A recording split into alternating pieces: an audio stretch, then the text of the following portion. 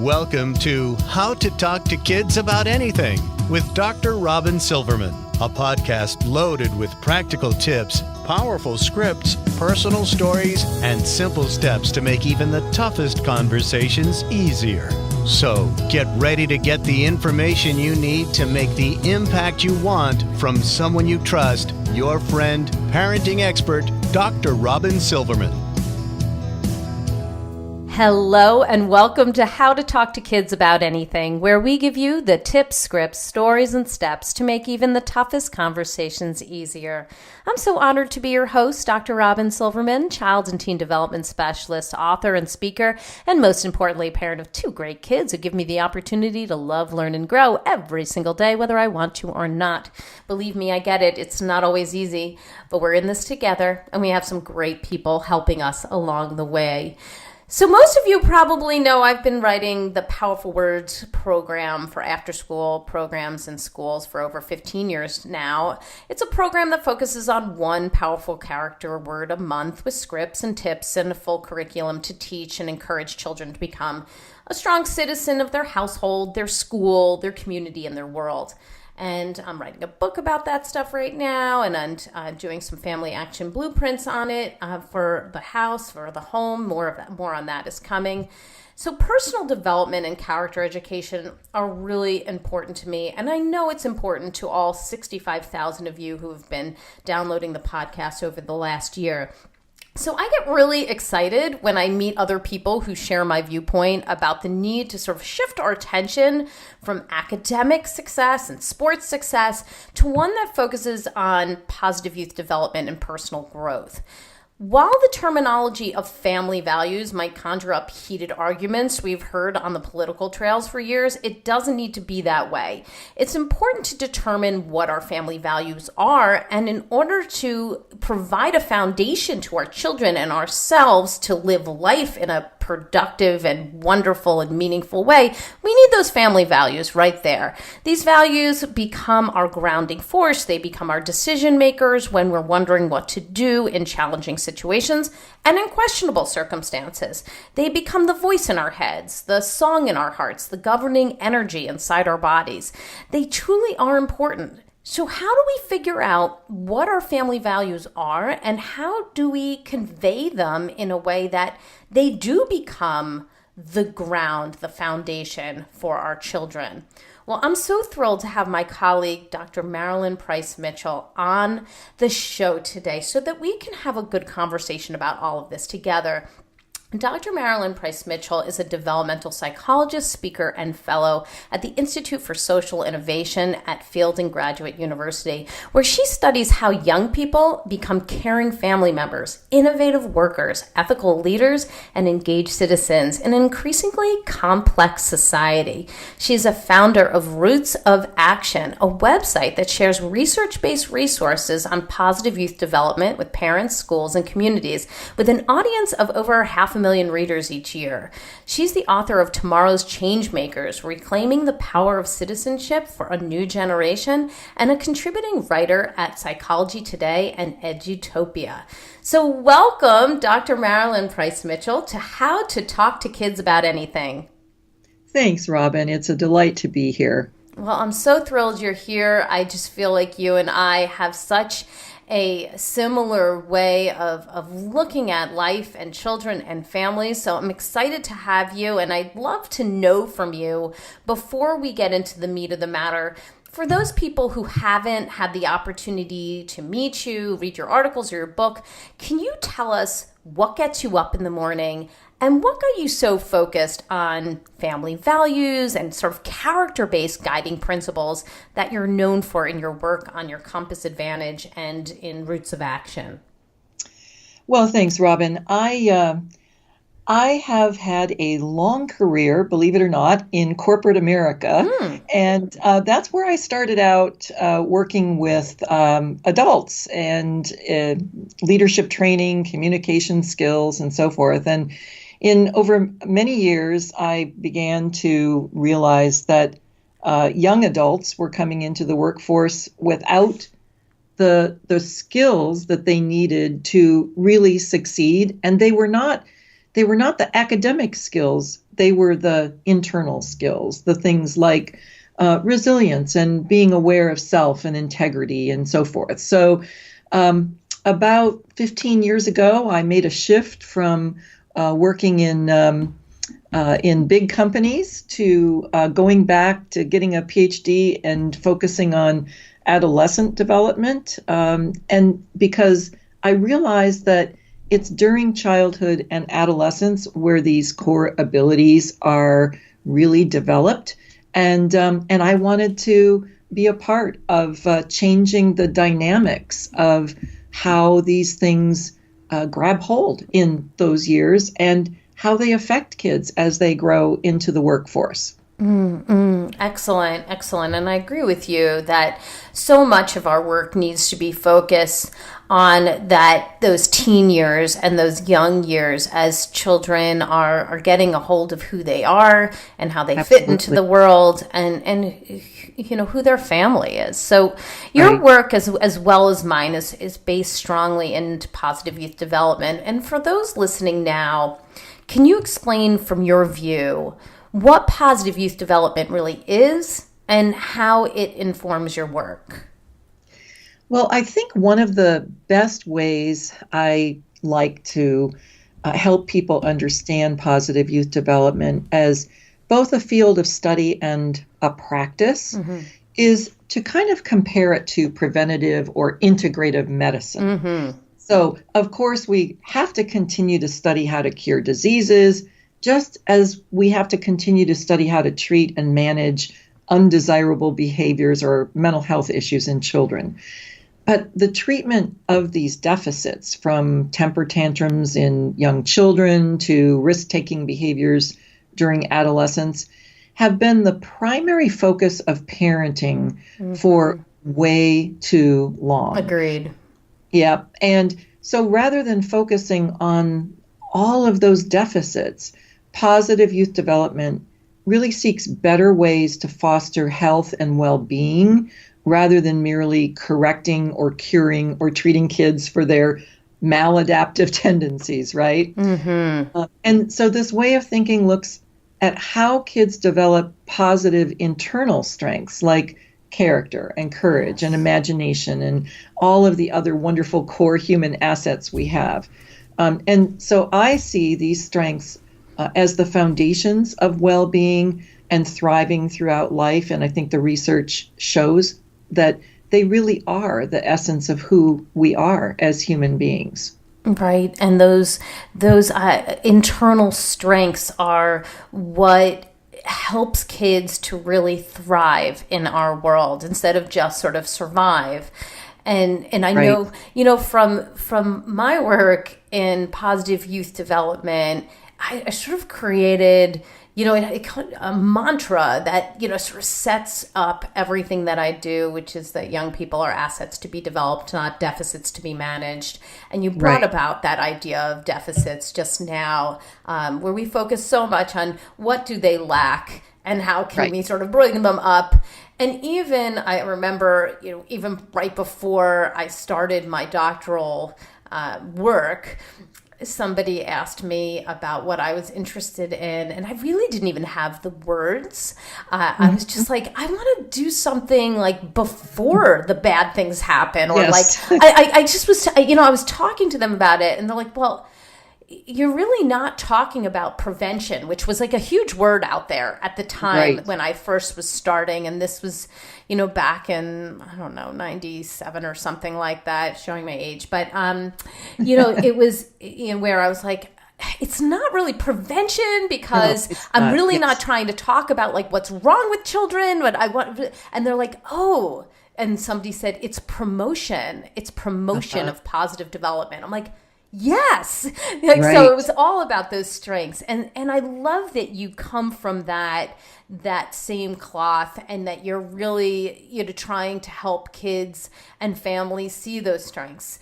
And one of the things that you've done so beautifully is talk about this compass advantage. That's like such an important part of your work. There's so many parts of children's character that we want to develop, from their ability to stay disciplined and focused when they're going after a goal, to showing kindness and empathy when others are in need, to showing confidence and courage when faced with challenge.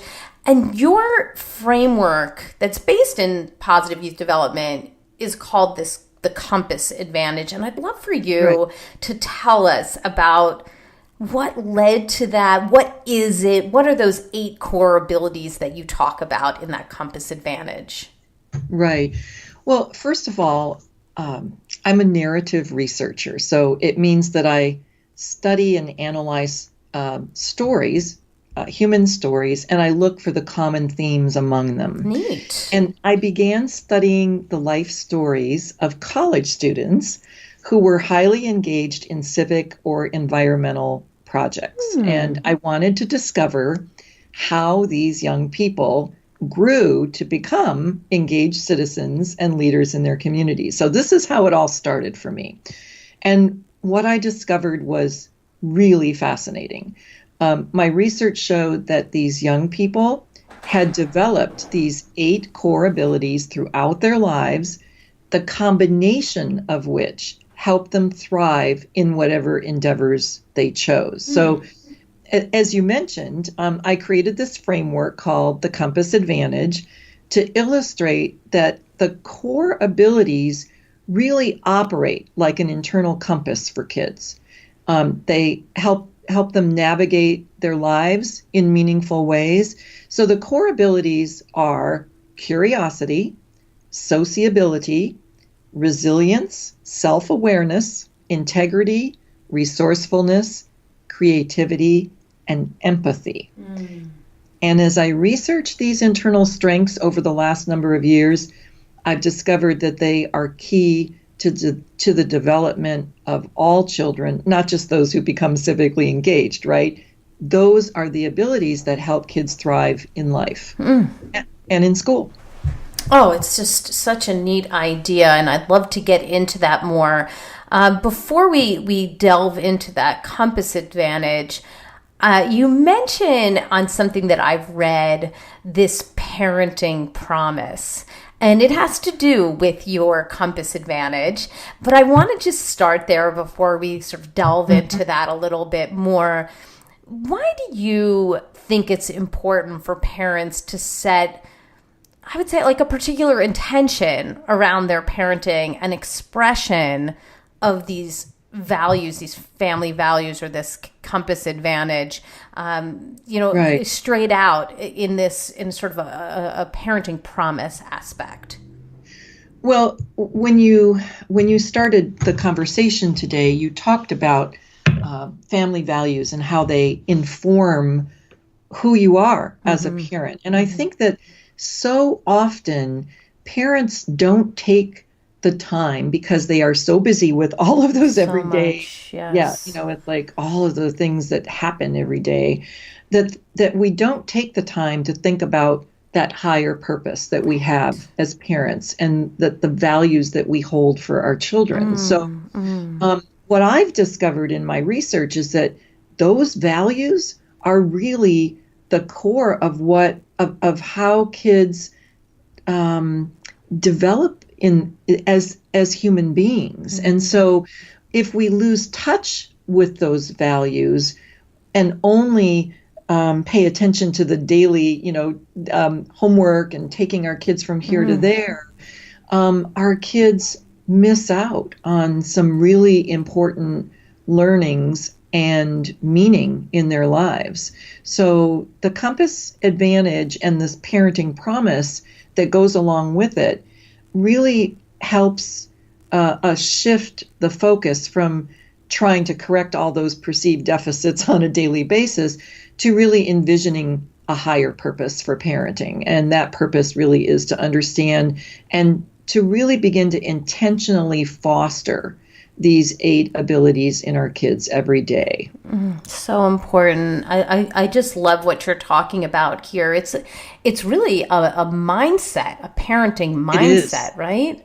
It absolutely is. Okay, Yep. So you're shifting your parenting mindset from one that is focusing on correction and to one that's focusing on promotion of strengths, highlighting strengths, and allowing your children to develop into the amazing creatures that they will be. That's really what you seem to be saying. Absolutely. Yep. Okay, so let's put high beams on a few of the areas that you're mentioning in the Compass Advantage. I love what you set out, and I'd like to talk about it in terms of everyday experiences and scenarios that parents might be in, so that we can see how we can apply this. All of my work is on application, and yours is so much like that too. So I think this would be really helpful for those who are listening. So let's look at a couple of different scenarios and see how this Compass Advantage can help us in this shift of our mindset, because you do it so well. So let's say that the family's watching TV, and somebody says something disrespectful or marginalizing. We see this all the time. So how could the Compass Advantage and the sort of family values, the parenting promise, how can that help us to maybe use it as a discussion springboard, or help us to know what to do in that scenario? What's next? What's next after we see that? Right. So, and we see that so often in our world today. Yes, right? It's like a common thing. TV, there's a lot of disrespectful behavior going on in the world. Yes. So it gives us an opportunity. I mean, many parents sort of stray away from tackling those issues that their kids are witnessing every day. But what I suggest and what I believe is that we have to tackle these issues with our kids. And for example, integrity would be the part of the compass that I would say, okay, so this is an aspect of integrity that what are the values that we live by, and and it's an opportunity to talk with our kids about our values. So to ask, how do you perceive, what do you think of that behavior? What if you were on the other side of that behavior, or trying to put yourself in that other person's shoes? Empathy. So all of these things in the compass, these 8 abilities, they don't really work. I mean, sometimes you can pull them out individually, but they all work as a system. Yes. And in fact, my background is basically in the study of human systems. Oh, neat. And how it's like a web, right? So if you have a web of core values and strengths that you're working on developing, you begin to see the connections between them, right? So, you're talking to your child about, how would they feel if someone said that to them? Oh, yes. Then that creates self-awareness, right? And it's through the relationship that you build with your child that you are able and willing to tackle these various components of the human spirit, really. So if you're watching a movie or you're reading a book together, some of the questions that you're asking might apply to the protagonist in the story. Like how might you with a sort of more open-ended situation, you're reading a book and somebody triumphs at the end, it's like most books or movies. Like what might you do with those core abilities? So books are great vehicles to instill the compass abilities in children, because we're reading a book, and like, as you say, there's a protagonist, and perhaps they overcame a lot of protagonists, right? They overcome challenges, right? And they embrace failure to learn and to go to that kind of next plane, or they've conquered something in their life. So instead of just reading the book and letting it, finish, at the end, I suggest let's talk about this. So what did the the protagonist, what was it about their character that you really liked the most? What resonated with you? So what challenge was it that they overcome? What did they learn from that? How does that, how could that apply to your life or our life as a family?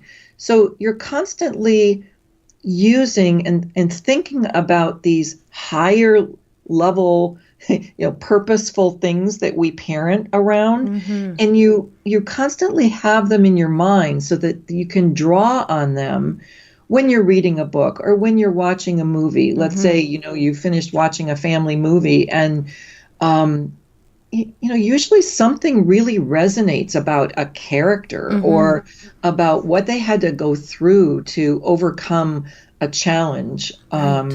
Or perhaps they felt self-conscious about something, and our kids can relate to these because they're human things that which is the reason entertainment relates to us so much, right? Because we see in ourselves what we see in characters in movies and in books. Right.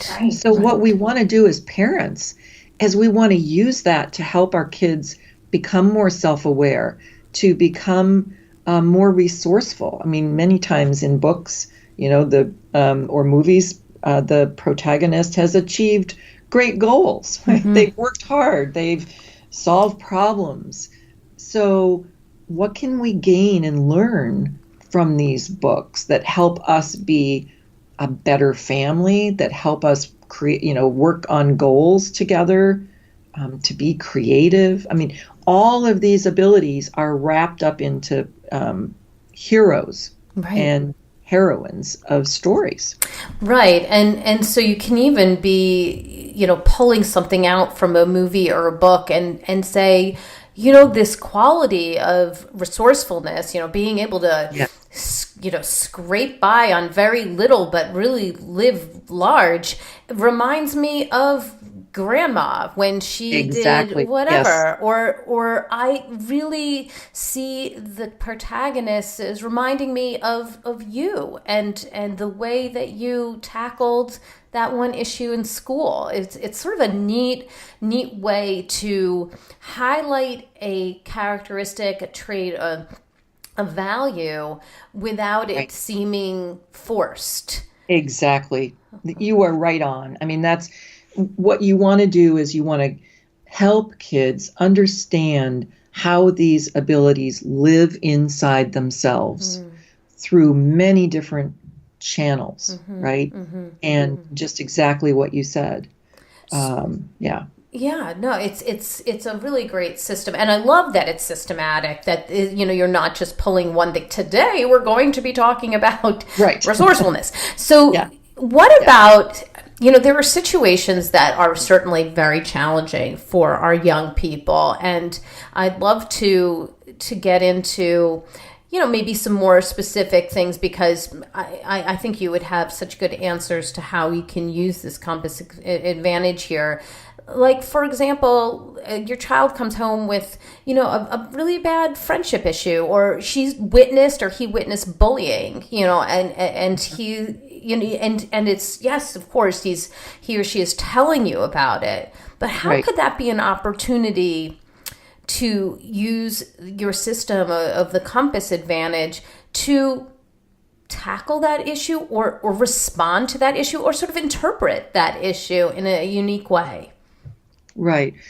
So these are great questions. And I think that what happens with using, as you said, a little bit of a system, a framework, so that you can frame and keep in the front of your mind what's most important. Right. So when using your example, let's say a child comes home and either they've been bullied or they've witnessed that. Again, I want to get back to the fact that all of these abilities get nurtured through our relationship with our children. So as a parent, we're our child's greatest ally. It's about standing at their side, not doing their learning for them. Oh, ouch. And yes, absolutely. Yes. Yeah, exactly.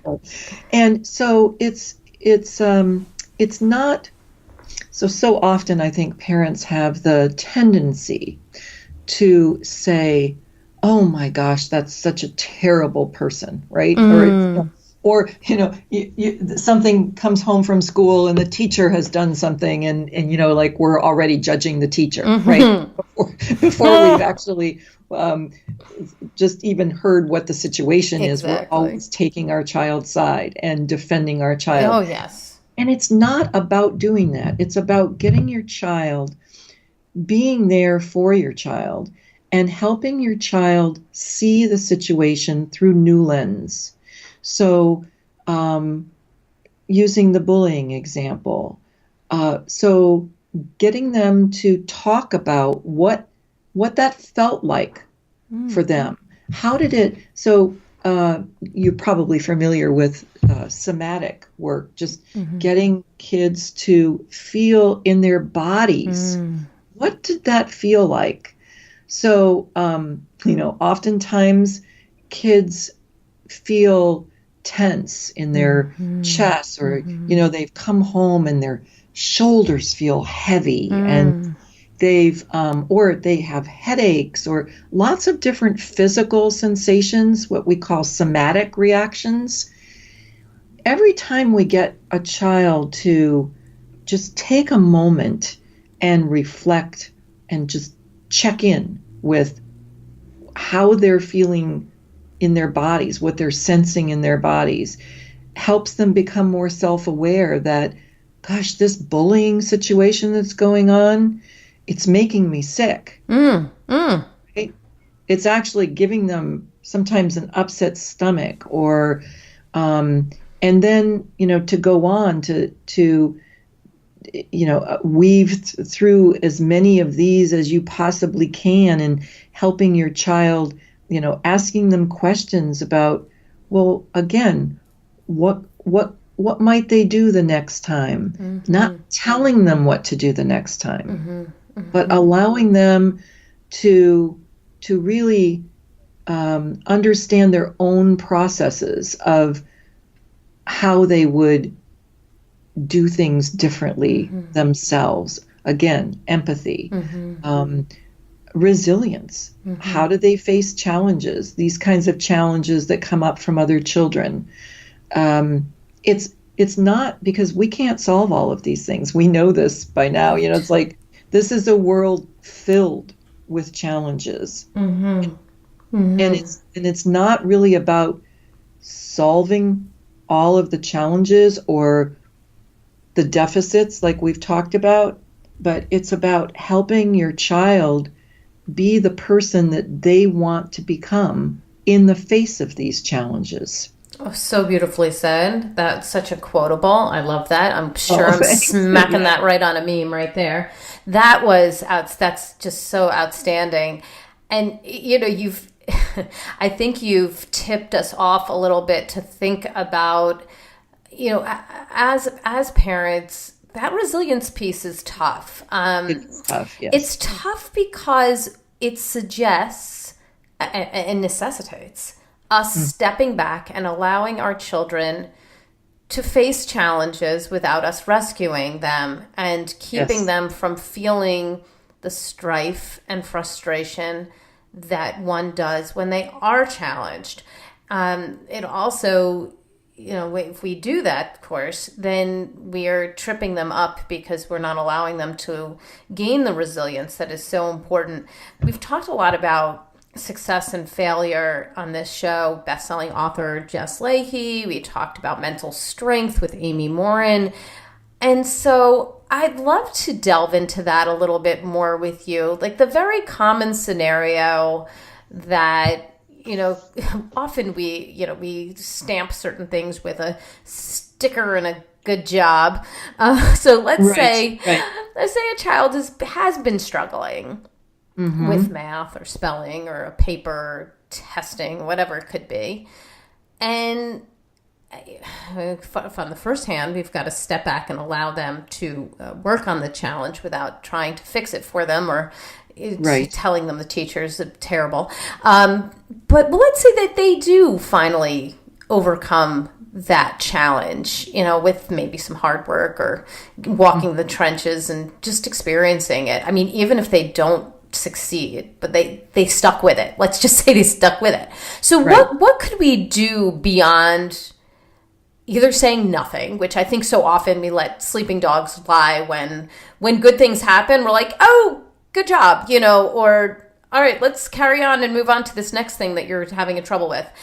So what could we do when our child it shows us that they've stuck with something and maybe continue to fail, but, are still sticking with it, or they finally kind of came through to the opposite side? How could we use the compass advantage in that situation?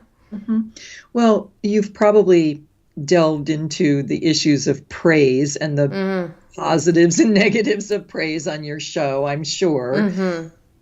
One of the things that we know about praise is that it's most effective when we're praising kids for the things that matter most. Mm-hmm. And certainly and I don't even like the word praise anymore, but giving them the feedback that you really feel and understand what they've been through and how you admire the resilience that they have showed. So beautiful, yes. Right. So that's praise.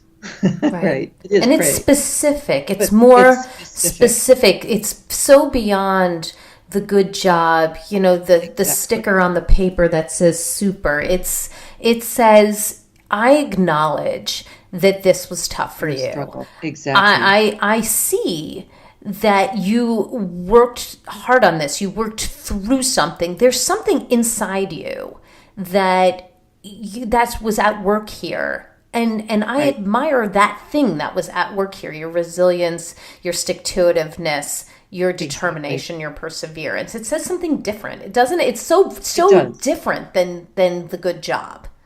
Oh, it's so different. And because it really resonates at the core of who we are. I mean, that's when you think about resilience, you think about this is an ability, an attribute that we need for the rest of our lives. We need it when we go through losses, and we continue to do that for the rest of our life. These are abilities, by the way, that I think one of the things that always happens when I share these at workshops and so forth is that the parents get it right away, because these are all abilities that go from that are developed in our youth and that continue to grow throughout our lives, and that as parents we can see these abilities in ourselves.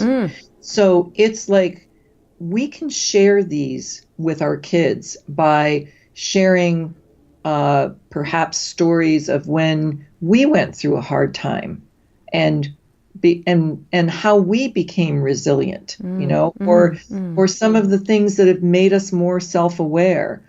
And it's often through the struggle. And certainly my research has confirmed that, and many other studies have confirmed that it's through the struggle of everyday life that we actually build all of these abilities. Even, curiosity is a great one. I mean, curiosity is really about lifelong learning. If we don't nurture curiosity in kids, then they won't become lifelong learners. So we have to ask ourselves as parents, is it just about getting kids through high school or college? Right. Or is it about nurturing lifelong learning? And and I hope that parents see the value that it's not just about a grade. Now, the research shows that this is one of the sad statistics in today's grade-driven culture, is that by the time children reach third or fourth grade, their curiosity has been extinguished. Oh, this is painful. My child is in third grade, and I got one in second, so I don't have much time.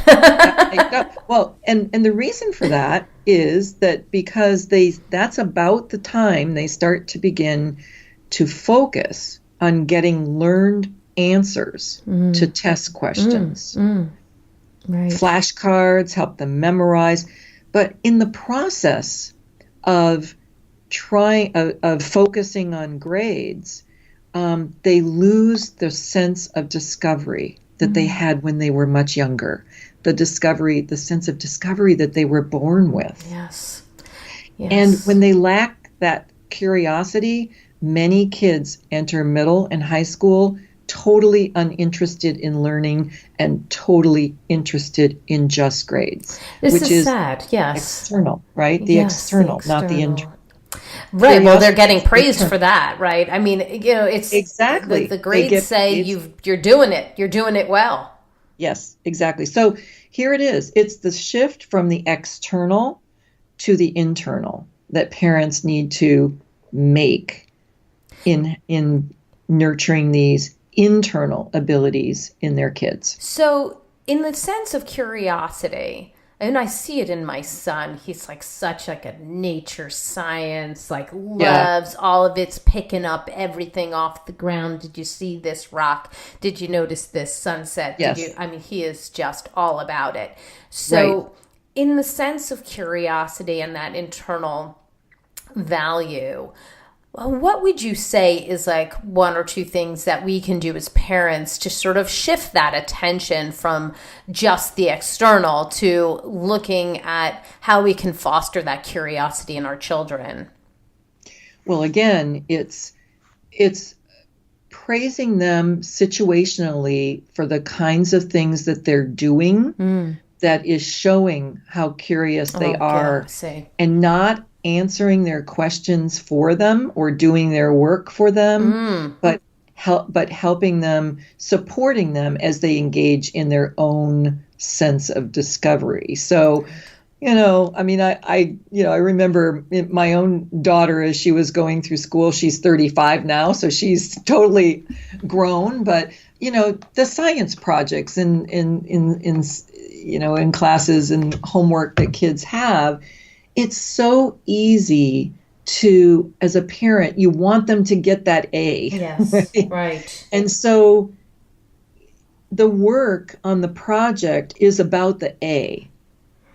Instead of the investigation and the learning.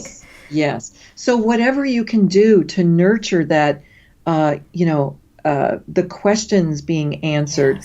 Google, in all of its glory, has been great in so many respects, but it has helped extinguish kids' curiosity because they can Google the answers as opposed to finding the path toward discovery. So if you get an answer, you don't need to be curious anymore, right?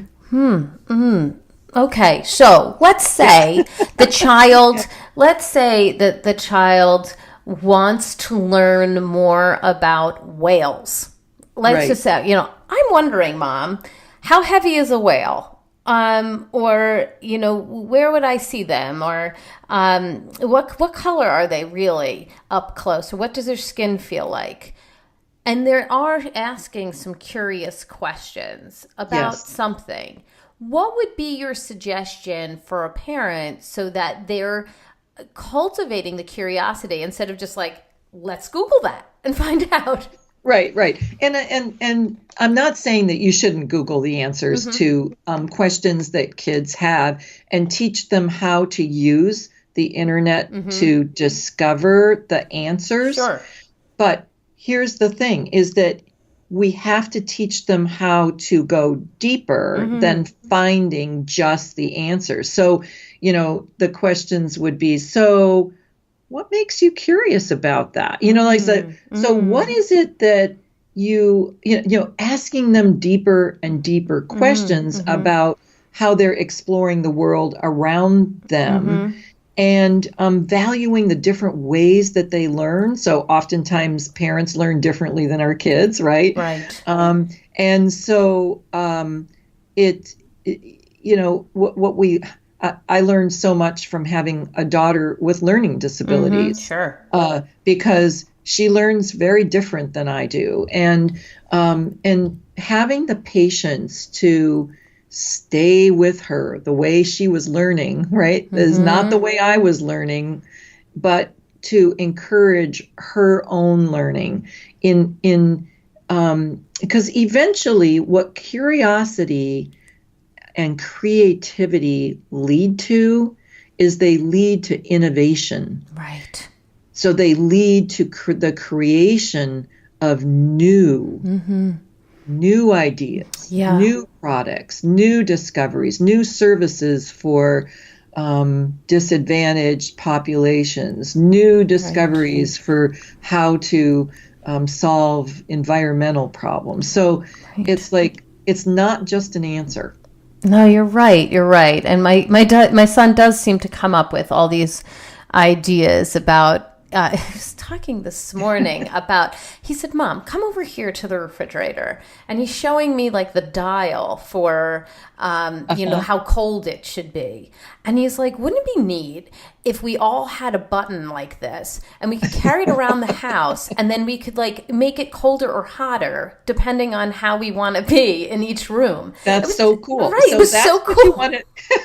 That's what you want to encourage and continue to encourage as he gets into high school. Yes, exactly. And that's harder and harder and harder for kids to do when they get into older grades. It is, because especially because you're just, people are just probably like, listen, dude, like, okay, great. But now why don't we study, this particular, historical passage, or, we're doing this thing. When are you ever going to really get to talk about those sort of innovative ideas? It is a great idea. I mean, it is very cool. Well, and with curiosity, there is no right and wrong. Right, exactly. You don't have to be like, well, that would never work because, where would people get this button from in? And, exactly. Everybody's changing the temperature of the room. It's just lots of problems.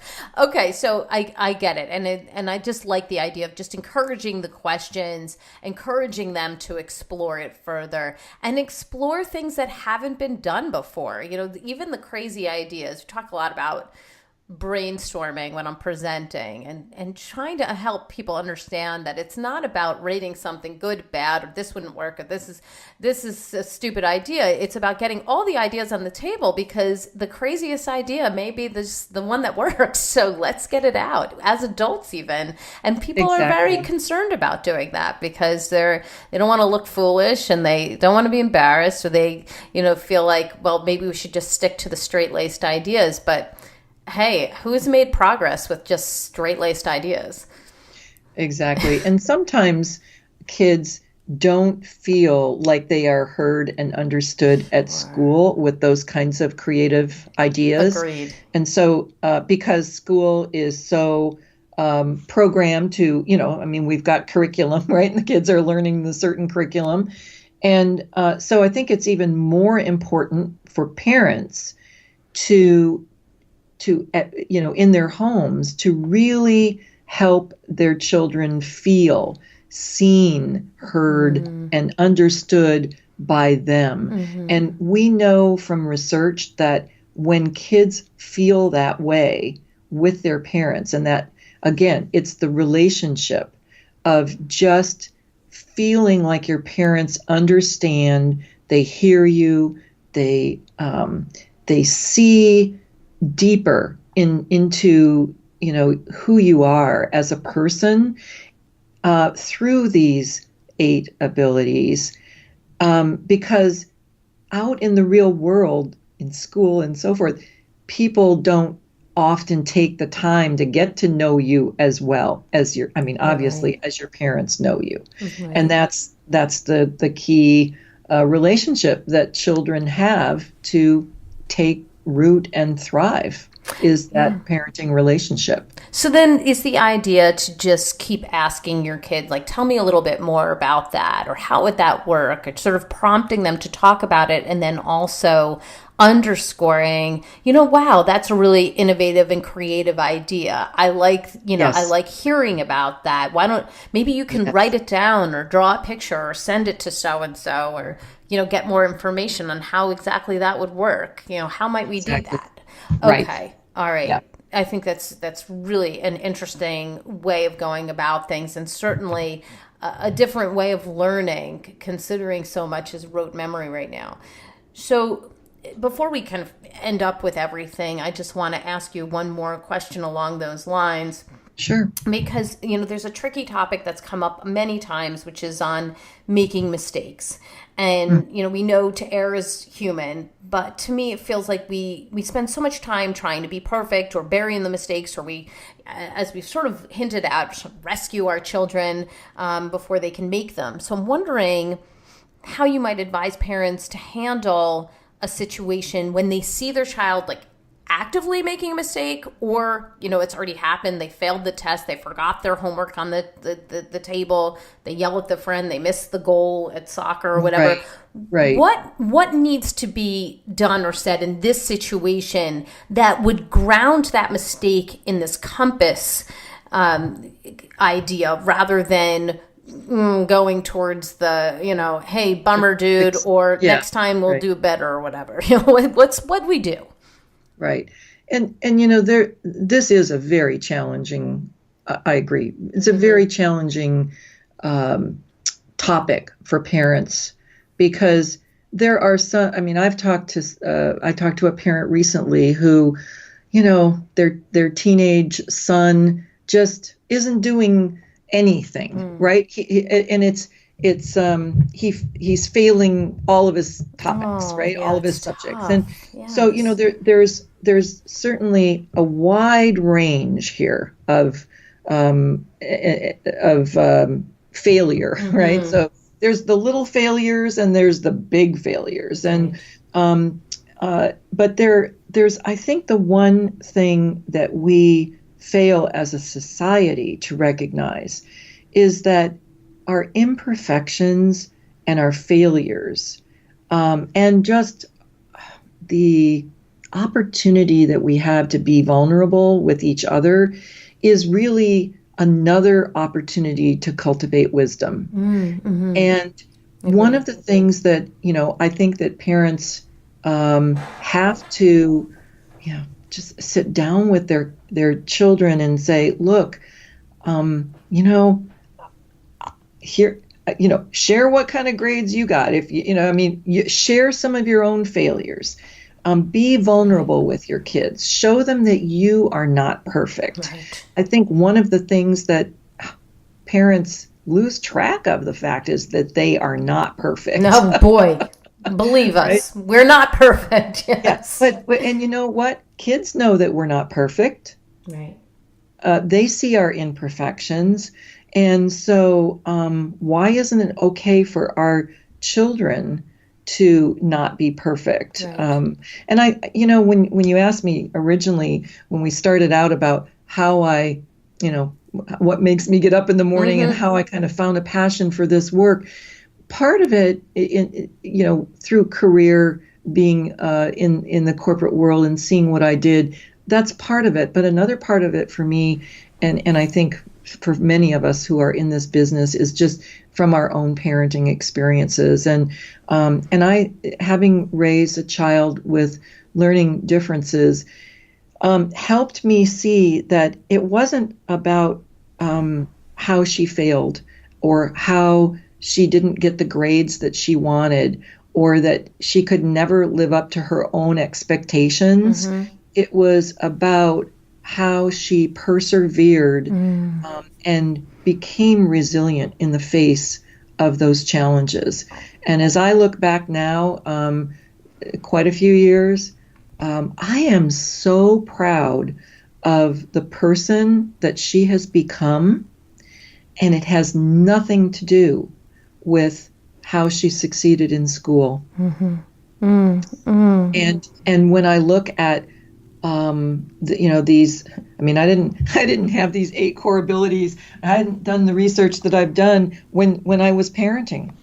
And so it's a reflection piece for me that I was always looking for, we compare our child to other children so often.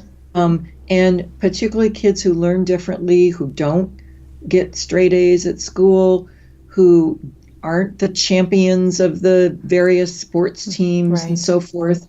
But all children have these 8 core abilities that they develop regardless of what grades they get in school. And when we think about who people are, the sad part is that so often our kids don't know who they are separate from the grades that they get, because that's how they get evaluated. Such an important thing. Yes, absolutely. Such an important realization, and makes it that much more important for us to tease that apart, given that grades are just evaluating one thing. And it's not, because grades do matter. But in the process, grades take so much from our children in allowing them to get to know who they really are, separate from a grade. And I think that is at the essence what parents must do for their children. Oh, well, that is incredibly vital, and I really appreciate you saying that, and probably informs your top tip, but I'm going to ask you anyway. What is your very top tip that you would like people to come away with after listening to this podcast? Oh my, let's see. I think I would have to sum it up to say, to stop worrying so much about how to fix your child's deficits and instead focus on building those core strengths that children really need to thrive in life.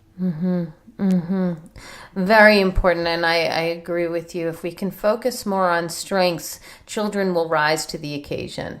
When we focus so much on what they lack, they never feel like they're enough. Yeah, that's right. And the reason I call it the compass advantage is that when you have this internal compass inside of yourself, your child and you, but your child has the potential to become the pilot of their own lives. Love that. And I love the metaphor is that, as a parent, isn't that what we want for our children? Right. Absolutely. And we want them to think about, what do I want here? What can I do here? Rather than focusing on everybody else and what they're doing and what they'll think of what you're doing. So I think you're right on that. Yeah. And finding their own happiness, finding their own and accomplishing their own goals. So it's not about, so often I hear parents say, and you probably do too, Robyn, I just want my child to be happy. Yes, of course. That is number one. What does that mean? Yes. Right?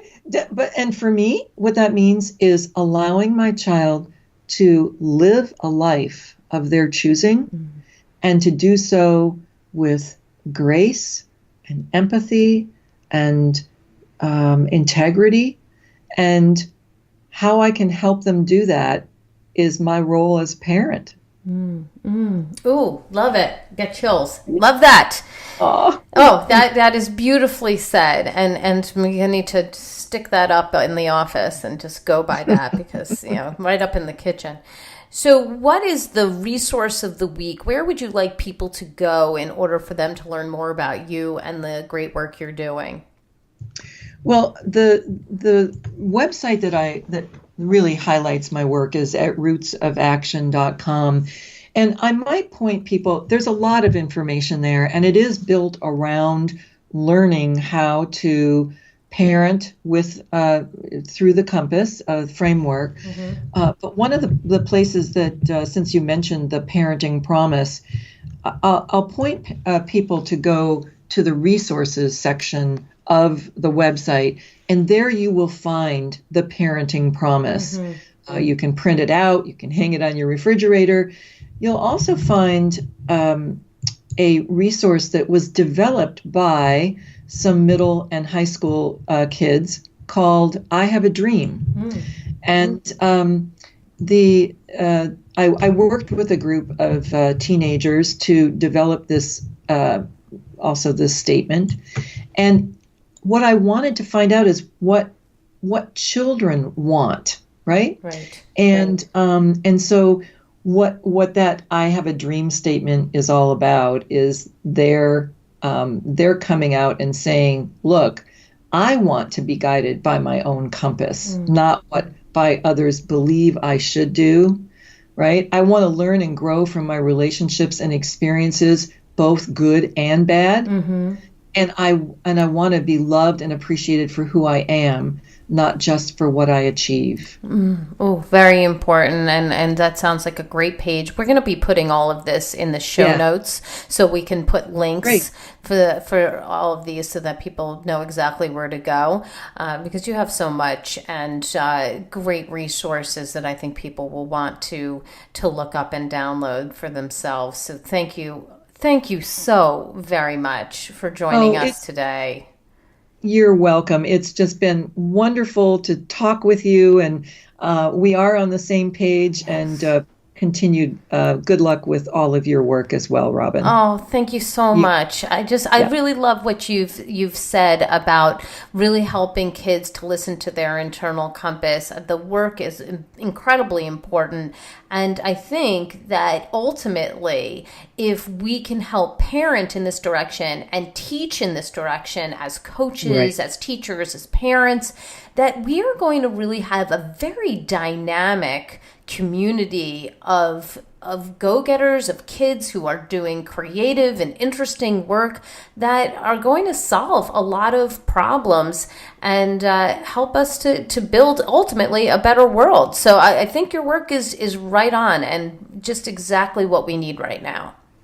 Thank you so much. Well, you're welcome. I've got my takeaways, and sweet friends, I know you have yours, so let's discuss them. Come up on Facebook. Let's go to the Dr. Robyn Silverman page. You can also go to the How to Talk to Kids About Anything page on Facebook that's just forming now, and we're talking about all of the great podcasts. You can go to drrobynsilverman.com or twitter.com/Dr. Robyn. And I'm on Instagram now, so you can go there too, and I'll be putting all kinds of memes up there related to this podcast. And if you love this podcast like I did, I hope you'll go up to iTunes and rate and review it so other people can learn about these outstanding solutions that Dr. Marilyn Price Mitchell has put up here for you. I'd really appreciate it. It means so much to me. That's all the time we have for today. My fellow parents, leaders, and educators, thank you so much for tuning in to How to Talk to Kids About Anything. For more information on books, articles, speaking engagements, or curriculum, I hope you'll visit drrobynsilverman.com. So many great podcasts up there. Show notes will be up there. Go and visit, and you will have a ball. I look forward to weathering the storms and enjoying the sunny side of life together. And please remember, even on days when you fall short, my goodness, we all do. You've got this. You're here. You're getting the information you need. I know it's not easy, but never forget there's always tomorrow. Parenting is the ultimate do-over. I'm right there with you. And as there are moments when we doubt our know-how, our choices, and our sweet, sweet sanity, please know you are 10 times the parent you think you are. Until next time, this is Dr. Robyn Silverman with How to Talk to Kids About Anything. Please tune in again and keep connecting through conversation. See you next week. You've been listening to How to Talk to Kids About Anything with Dr. Robyn Silverman. For more information on books, articles, speaking engagements, or curriculum, please visit drrobynsilverman.com.